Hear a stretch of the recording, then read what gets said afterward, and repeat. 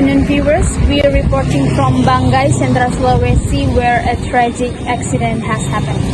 An 11 years old elementary school student identified as R was hit and killed by both a motorcycle and a minibus while trying to cross the road.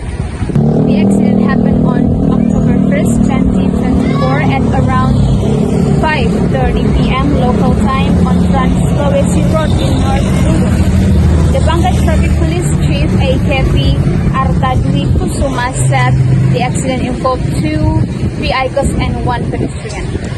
The child was crossing the road when a motorcycle that was driven by a 16 years old high school student struck the victim. The impact threw the child into the path of a minibus that was driven by a 20 years old man identified as RG that coming from the opposite direction. Novi, please. Thank you, Maria. This accident caused serious head injuries, and sadly, the victim died at the scene. Locals are very concerned, as this is a road that many people cross. Police are investigating the accident to understand what happened. We remind everyone to drive carefully, especially on the road that many pedestrians cross.